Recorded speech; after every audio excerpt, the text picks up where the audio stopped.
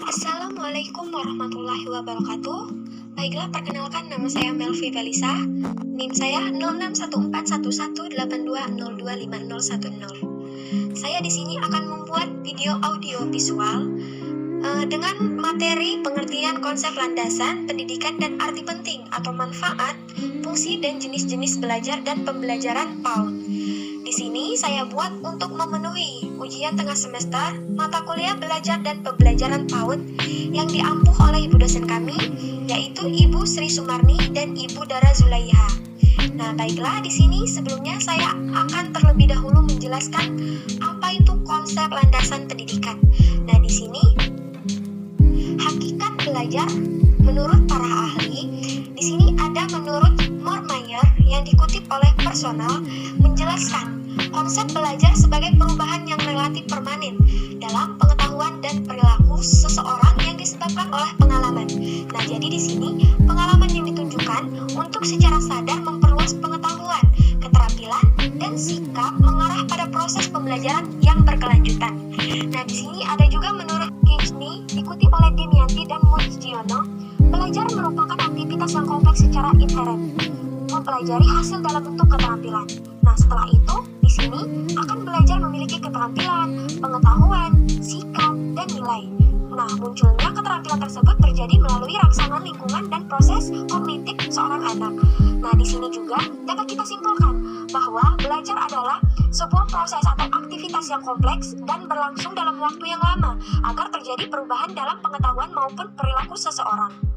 Selanjutnya saya akan menjelaskan tentang hakikat pembelajaran. Nah, di sini pembelajaran pendidikan anak usia dini adalah pembelajaran yang penting yang bidang ilmunya relatif baru. Bila sebelumnya anak didik berdasarkan pemahaman orang dewasa saja bagaimana cara memperlakukan anak, apa yang terbaik bagi anak, saat ini setelah perkembangan pendidikan anak usia dini atau PAUD, berharap anak dapat diperlakukan sesuai dengan kebutuhan perkembangannya, sehingga anak tumbuh sehat fisik dan mental. Anak pun dapat diperhatikan secara lebih komprehensif. Hal yang penting bagi perkembangan proses berpikir anak merupakan pendapat Vygotsky dalam pengalaman interaksi sosial. Suatu kerja mental yang tinggi pada anak bisa terbentuk melalui interaksi dengan orang lain. Nah, jadi di sini pembelajaran anak usia dini bukanlah menjadi beban seorang anak, bukan berarti anak dipaksa sekolah sebelum umurnya untuk mencapai tugas perkembangannya. Namun, pada dasarnya pembelajaran bagi anak usia dini ini adalah pembelajaran yang diberikan secara wajar dan dapat berkembang. Nah, pada dasarnya, anak belajar sambil bermain. Oleh karena itu, pembelajaran pada anak usia dini adalah bermain, sesuai dengan karakteristik anak yang bersifat aktif dalam melakukan berbagai eksplorasi terhadap lingkungannya.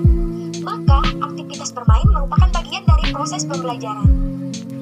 Jadi, proses pembelajaran yang dilakukan harus tumbuh dari minat yang dimiliki anak. Setiap anak membawa semua ilmu yang dimilikinya terhadap pengalaman-pengalaman baru. Pendapat Vygotsky dalam pengalaman interaksi sosial. Suatu kerja mental yang tinggi pada anak bisa terbentuk melalui interaksi dengan orang lain. Nah, jadi di sini pembelajaran anak usia dini bukanlah menjadi beban seorang anak, bukan berarti anak dipaksa sekolah sebelum umurnya untuk mencapai tugas perkembangannya. Namun, pada dasarnya pembelajaran bagi anak usia dini ini adalah pembelajaran yang diberikan secara wajar dan dapat berkembang. Nah, pada dasarnya, anak belajar sambil bermain. Oleh karena itu, pembelajaran pada anak usia dini adalah bermain, sesuai dengan karakteristik anak yang bersifat aktif dalam melakukan berbagai eksplorasi terhadap lingkungannya. Maka, aktivitas bermain merupakan bagian dari proses pembelajaran. Jadi, proses pembelajaran yang dilakukan harus tumbuh dari minat yang dimiliki anak. Selanjutnya, saya akan menjelaskan definisi pembelajaran menurut para ahli. Di sini, menurut Suyono dan Haryanto, pembelajaran adalah kegiatan atau proses untuk memperoleh pengetahuan, meningkatkan keterampilan, meningkatkan perilaku dan sikap, serta memperkuat kepribadian. Lalu ada juga pengertian pembelajaran menurut. Nah, adapun konsep belajar menurut Corey dikutip oleh Sagala bahwa pembelajaran ini merupakan proses yang secara sadar mengarahkan lingkungan seseorang sehingga mereka dapat berpartisipasi dalam tindakan tertentu dalam kondisi tertentu. Nah, pembelajaran yang membangkitkan respon terhadap kondisi atau situasi tertentu adalah bagian tertentu dari pendidikan. Lalu bisa kita simpulkan bahwa Di sini pembelajaran adalah proses interaksi antara pendidik dan peserta didik atau mengajarkan siswa untuk dapat memperoleh pengetahuan melalui sumber belajar dalam suatu lingkungan belajar. Selanjutnya saya akan menjelaskan manfaat belajar dan pembelajaran. Nah, di sini yang pertama itu ada bersiap untuk mengasuh anak. Nah, maksudnya di sini pendidikan anak usia dini merupakan prasyarat yang baik untuk pendidikan akademik anak di kemudian hari. Nah, anak yang dibiasakan belajar sejak dini akan lebih siap dan akan lebih cepat menyerap informasi baru. Hal ini memungkinkan anak untuk memperoleh pengetahuan yang lebih baik di tingkat pendidikan berikutnya. Nah, lalu yang kedua itu ada mendukung perkembangan emosional dan intelektual anak. Dikutip oleh Lubis tahun 2019. Jadi di sini pendidikan anak usia dini juga dapat meningkatkan perkembangan emosional anak dan intelektual anak. Anak-anak yang dididik sejak dini lebih sabar, mandiri, dan mudah bergaul dengan orang lain. Nah, jadi anak-anak juga harus diajarkan seperti berhitung, membaca, menulis, serta dilatih untuk mengekspresikan kreativitasnya. Nah, dengan menggambar dan bernyanyi. Pengalaman yang didapatkan dengan pembelajaran sejak dini ini dapat meningkatkan kecerdasan anak. Lalu yang ketiga, ada aktif membentuk kepribadian anak. Dikutip oleh Hasanah tahun 2018. Lalu yang selanjutnya itu fungsi belajar dan pembelajaran. Nah, jadi di sini pembelajaran memiliki fungsi utama sebagai penurunan nilai dan norma dari orang tua kepada anak, juga sebagai penyuluh atau transfer ilmu dari informasi dari tenaga pendidik kepada para peserta didik. Jadi, pada hakikatnya, pembelajaran ini dapat kita artikan sebagai sebuah kegiatan belajar mengajar yang melibatkan berbagai komponen yang terkait seperti tenaga pendidik, peserta didik, dan juga komponen lainnya. Lalu yang selanjutnya itu ada jenis-jenis belajar dan pembelajaran. Di sini dikutip oleh Saudi dan kawan-kawan, ada 8 jenis belajar. Nah, yang pertama itu belajar abstrak. Nah, di sini belajar abstrak pada dasarnya adalah belajar dengan menggunakan sesuatu cara-cara berpikir abstrak. Tujuannya yaitu untuk memperoleh suatu pemahaman serta pemecahan yang tidak nyata. Lalu yang kedua itu ada belajar keterampilan. Nah, jadi di sini belajar keterampilan itu suatu proses belajar yang bertujuan untuk memperoleh sebuah keterampilan. Nah, dengan menggunakan suatu gerakan-gerakan motorik.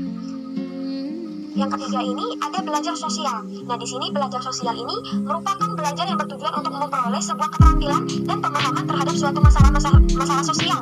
Nah, penyesuaian ini terhadap nilai-nilai sosial dan sebagainya. Contohnya dalam belajar jenis yaitu belajar memahami suatu masalah keluarga, masalah penyelesaian konflik antar kelompok, masalah-masalah lainnya yang bersifat sosial.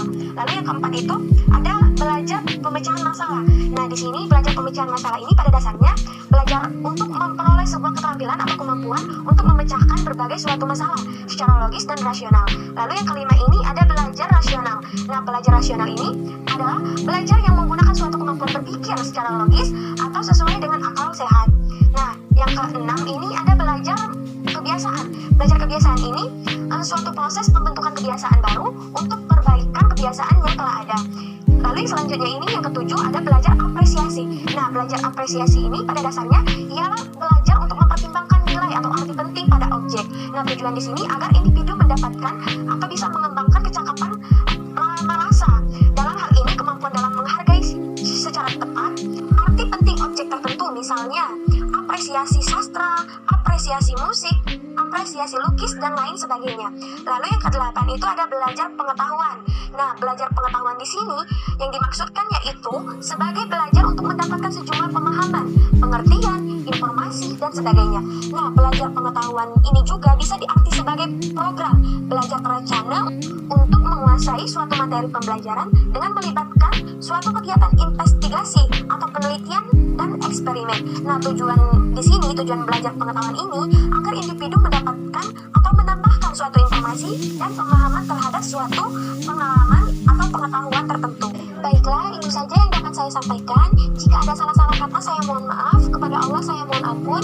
Saya akhiri. Wabillahi taufiq wal hidayah. Wassalamualaikum warahmatullahi wabarakatuh. Semoga bermanfaat untuk kita semua. Bye-bye.